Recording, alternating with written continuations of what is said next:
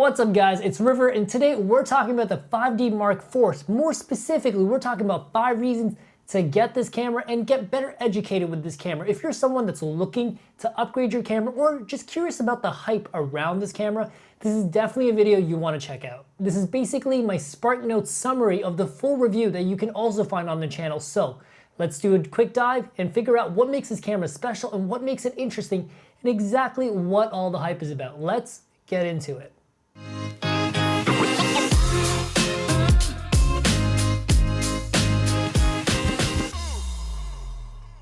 And just quickly want to say thank you so much to everybody that's been leaving these super nice comments on these videos. They honestly make my day, especially this time of year. Also, I'll be leaving a link in the description down below for the product. So if you're interested in this camera, be sure to check that out.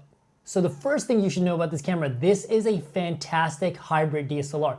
What I mean by that, it does a really good job with photos and it also does a phenomenal job with video. It has a 30 megapixel full frame sensor, which is plenty of room to go in and touch up and crop in your photos. Plus, it has Canon's gorgeous RAW codec. And the video in this camera is gorgeous, super sampled Canon HD, which honestly is highly detailed, very sharp, and actually looks better than 4K in most cameras. And all of that at 180 megabits per second, you can really go in there, push and pull your colors, and really craft a cinematic grade if that's what you want to do. But also, these colors just look really good right out of the camera. And the next thing to know about this camera is kind of a downer. This camera does have 4K, but that 4K is not perfect. This 4K actually has a lot of rolling shutter, and while it will really only affect you if you do high action shots, it's just not ideal to have. But the big downside of the 4K is that it comes in a codec known as Motion JPEG.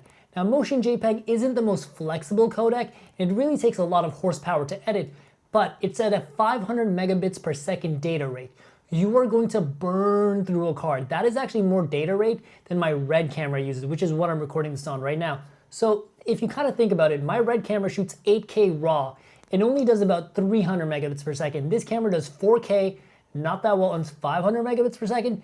That's a huge, huge downer. And I think in modern day cameras, you really don't need to get this camera if you're really looking for 4K. There's much better options on the market. The 4K in this camera is not ideal and it's really cumbersome, especially if you're doing a professional production.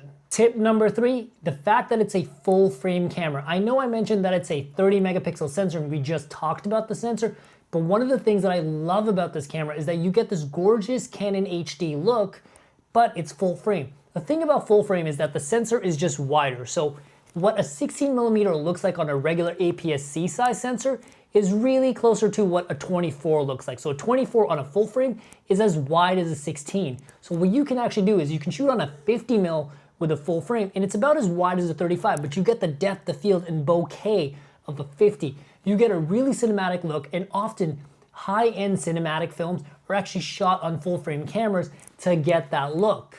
If you go back and look at recent Hollywood films like The Joker or Roger Deakins' 1917, they were both shot full frame. And what they did to get that super intimate close-up look was that they shot with a really tight lens on a full frame sensor. So you get this really wide look, but you get that cinematic depth of field. If you really want a unique look, you have to go full frame. It makes your videos have this really cinematic look. And if you ever see magazine covers where it just pops off the page, that is definitely full frame. Full frame is a must-have for anybody that's serious about their work. And the next thing about this camera is something that I absolutely adore about most Canon DSLRs. They are built to last. They are so robust. Now, I don't foresee there being a zombie apocalypse anytime soon, but if I didn't have a chainsaw or a sword during a zombie apocalypse, I would happily settle for this camera. These things are robust. They're made to last. You can literally put them through anything, even a zombie apocalypse. These cameras are robust, built to last. The ergonomics are fantastic. They are really made with professionals in mind. The buttons are nice and clicky. Even the card slot is properly made with care and detail.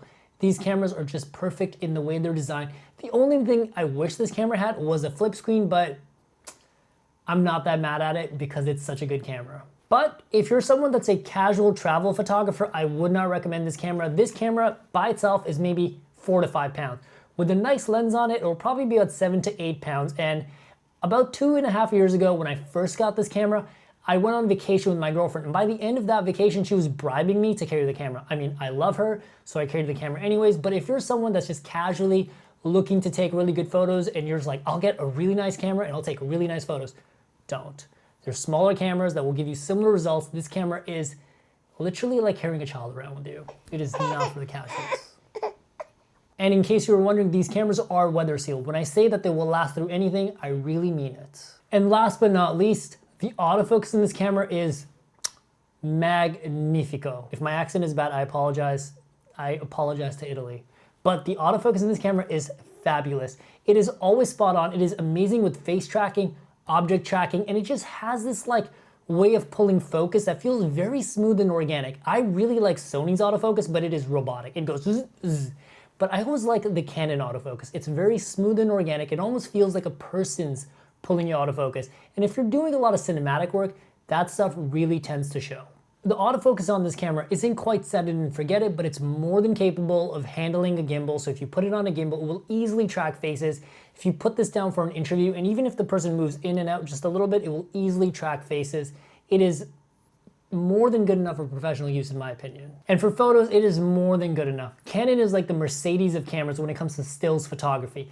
This camera is fast, sharp, and highly accurate, even in low light. If you're doing studio shoots or paid modeling shoots, you could easily run circles around your model with this camera, literally. I wish there was something wrong with the autofocus, so I had a couple of jokes to crack here, but the autofocus is more than good enough for professional use, and unless you need something that pulls focus really fast, in which case I recommend a Sony, this autofocus is perfect in my opinion. And since you guys are still here with me, let me give you a bonus tip.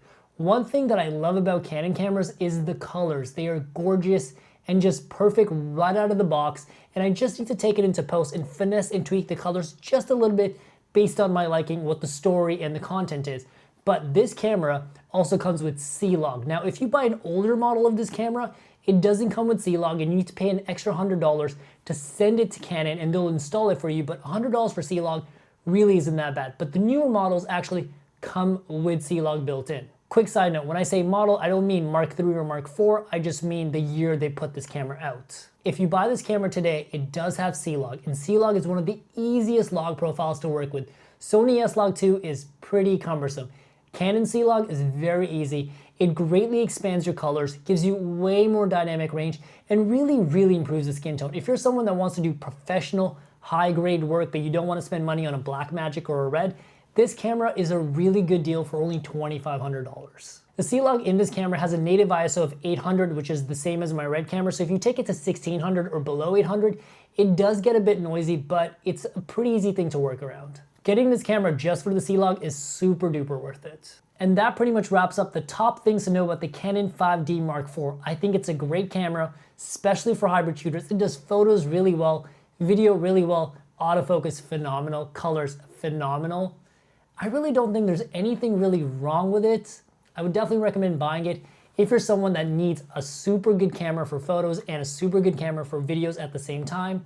The only people I probably wouldn't recommend this to, if you definitely need 4K or if you need raw codec. Thank you so much for joining us on this review, guys. It is a pleasure to make this video for you. If you have any questions whatsoever, hit me up in the comments down below. I love chatting it up with you guys. Also, there's a link in the description down below for the best pricing on this camera, so be sure to check that out. Lastly, make sure to leave me a like and subscribe to the channel. It really helps me figure out what kind of stuff you guys like, what kind of stuff I should put out going forward, and just really helps me connect with you guys as a community. So until next time, thank you for watching the video.